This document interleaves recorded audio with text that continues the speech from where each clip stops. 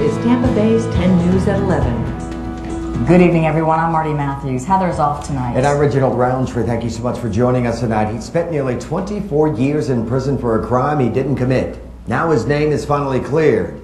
Noon at 11 o'clock tonight, DNA test and witness testimony proved that Alan Kratzer was not at the scene of a robbery and a double rape in Tampa back in 1981. As 10 News reporter Dave Allude explains, the family of the two men who were responsible helped expose the truth. I didn't know, I just cried at first. I couldn't believe it. Margie James and her sister Pearl Daniels have worked for years to get an innocent man out of prison. When the DA said they weren't going to fight it, I was shocked, but happy.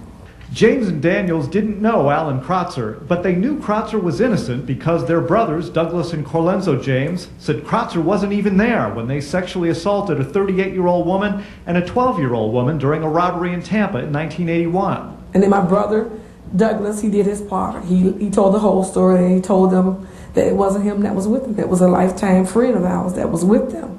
And DNA tests proved Kratzer was not involved in the sexual assaults. A victory for these sisters who promised their dying mother they would continue to fight for a man who was wrongly convicted. You can't live your life and sleep every night knowing someone's in prison for something and you know they're not guilty of. And Kratzer appreciates their efforts. He sent Daniels and James a Christmas card thanking them. It really made me feel good. I cried when I got it. You just can't see how they identify him for something he didn't do. Kratzer's longtime friend Johnny Jenkins can't wait to see his friend again. It brought me a lot of relief to my heart and to my life along with his. Well, like you saw on the television screen there, I spent 24 years, 6 months, 13 days, and 4 hours wrongly convicted for a crime I did not do. And part of the problem that I fell through the cracks because the police didn't do their jobs, and the public defender that I had was nothing. Today he's a lawyer in Tampa. Well, not a lawyer, but a judge. His name is Daniel Perry. I'm not afraid to say it. And he didn't do anything for me. It took him 3 months to even come visit me. One of the reasons I came here today because I want to expose the fact that there are people like me. I do advocate for the wrongly convicted. After spending all those years in jail for nothing and something I didn't do, there's no way I can ever forget it. So that's what I do every day. I felt this was an opportunity to really try to inspire anyone in here that actually really feels like they're doing something. You could do more, because I had asked the people that was working on my case don't work so hard, and they said if I did do that, Cross, I'd let you down. And I reached out 1,200 miles to get my help. The NAACP ain't helped me, the ACLU ain't helped me. You know, nobody helped me within my reach. I had to reach out 1,200 miles because God did bless me to read and write a little bit. And I did get some help from the Cordova School of Law with Barry Schechter, and then even them terminated their ties with me. They terminated them. And 2 lawyers. Well, one was actually, he wasn't even an intern, he was a volunteer at the Innocent Project in New York. His name is Sam Roberts. Him and David Mitchell walked away from the Innocent Project in New York. Now, I'm not down in the Innocent Project in New York, I'm just telling the truth. Now, if nobody wants the truth, so please don't listen. They walked away from them because they thought there would be no DNA biological evidence in my case to help them fight. That's what they were only for, just fighting DNA cases. Well, these men, through the records and the investigations of the families and all this stuff, realized I was innocent. And they said, regardless, we're going to help this guy. I didn't know it. They had vowed to help me. And so they had to sever themselves from the Innocent Project, and for 3.5 years they fought my case. Their own energies, their own time, their own monies. I'm the first person, I believe, in the state of Florida to get 3 rounds of DNA testing. First in Maryland, then in England, yes, across the water, and then in Richmond, California by Edward Blake, who's a pioneer of DNA basically in the United States. And it was there I got my relief. These people fought my case for 3.5 years. This is better than gold to me. This is the best thing ever happened to me. When the state attorney office joined with the defense and filed a motion, the state attorney of Hillsborough County, Mark Ober and Mike Seneca, filed a motion. That's it. To vacate and overturn all sentences and conviction of Alan Kratzer and set me free that day. I went to court 1 time in 25 years, 1 time, and I walked out of there a free man because of these men right here, Sam Roberts, David Mitchell, and Jeff Walter, investigator out of Tallahassee. And this is better than gold to me. I hang it on my living room wall. I live in Tallahassee now, by the way. I had to get out of the environment I grew up in. It's too corrupt for me. I can't deal with it anymore. But for 24 years, 6 months, 13 days, I did roam inside those prisons, and I was innocent. I would tell anybody who would listen to me I was innocent. I even questioned my own sanity because I had been in so long. So I created a job for myself, watering flowers, to even talk to the shrink, because the shrink wouldn't see me because I had too much time to be seen. He only wanted to see the people with 5 years, like the gentleman was talking about, who can go to work with and who can't. Certain people can see the shrink in prison and some can't. So the shrink told me, you know, I must be maintaining because I haven't done all the things I said I should be doing if I was crazy. He said because if he had been in prison for innocence like that, he would dig a hole, climb fences, go through it, whatever. But I wasn't doing it. I was trying to maintain my sanity and my dignity and my pride and my respect. And finally, I got exonerated. And since I've been out, I tell you the truth, the community at large, it was overwhelming as far as how they treated me when I got out. It's one of the reasons I'm not bitter, because I couldn't even imagine all the love and respect I would get as a man coming through the system like that for something like that. I was charged with double rape, one being a 12-year-old girl and one being a 35-year-old white woman. This was crazy, you know. But these people saw that I was innocent. They respected the fact that I was innocent, and even today they try to reach out and help me in any way that they can. I'm not even employed right now. They was talking about jobs. Yeah, when the guy get out of prison, he ain't got nothing. You know, he get $100. I didn't get that. There are awesome programs for him. I didn't get that.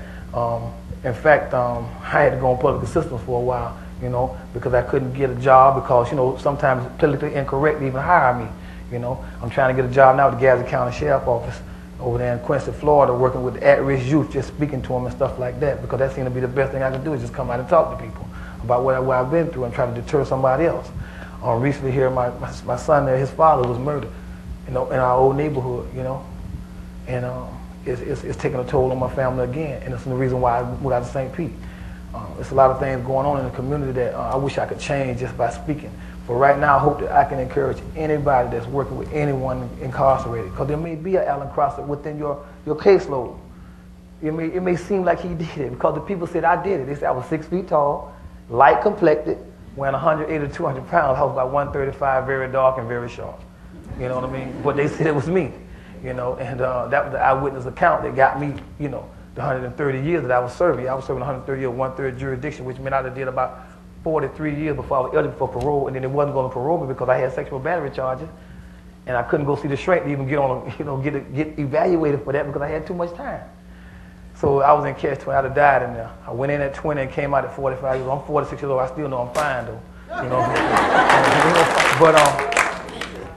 But anyway, I just want to try to just encourage you to do whatever you can to help whoever you can, because it's so, you know, I was able to read and write. There are people in there that they can't read and write. They're illiterate, basically. They cannot reach for help. I reached for help, and I had to reach 1,200 miles. And I had an open-hearted man, you know, to read it. He wasn't even an attorney. He was thinking about going to law school, Sam Roberts. Now he's a Republican. He was going to become a state attorney. He told me, and they took care of my honeymoon and everything for me. He told me, he said, because of you, he would not be a state attorney.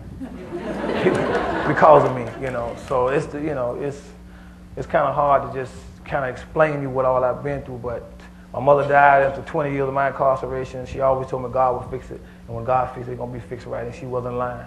And I also want you to know that if you know anybody that's you know, into the legislation or the laws or whatever, try to get them to help me or help others like me to put in a system that automatically compensates, because there is no law to compensate the wrongly convicted.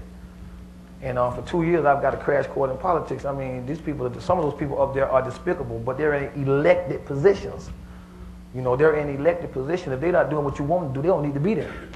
You know, I don't care if it's a Senate, you know, senator or House of Representatives, or if it's a Democrat or Republican. They don't need to be there, not doing what the people elect them to do. And they're not doing that. I was there. I listened to them before they was talking about even paying Mark Lee Anderson's family, and they were despicable, the things that they said. They said things like, they expect us to pay them because he's dead. And I'm standing there listening, trying to tell them about, hey, well, I just did 24 years wrongly convicted. You know, what are you gonna do for me? But, you know, even when they put me on the tail end of his bill to pay me, because they're talking about budget, they said, we'll kill Marley Anderson bill if you don't cut Crotzer off that bill. This is the type of stuff I'm talking about. But they talk about putting a system in place. Well, I was trying to, they got what they call a global bill that we were trying to put in place with Jenny Greenberg of the Innocent Project of Florida. She's the executive director of the Innocent Project of Florida. And she's nonprofit, which means she don't get no money from the state or the federal or nobody. She get handouts. And we tried this global bill, and we were pushing it, and it was going, and then they killed it. At the end, after they shook my hand and told me that they would back the bill, they killed it. They actually killed it. And then we tried the claims bill. They said they didn't want to hear no individual claims bills, because I got pro bono attorneys, Carson and Fields. And it's just I just want to get the message out that there are people like me that are innocent, wrongly convicted, that have served more than half their life in prison like me or longer, and they deserve some type of relief. And if you can help give it to them, if there's anything that you can do, think of anybody that you might be able to speak to about these issues, do that. Because what I've been through is pure living hell.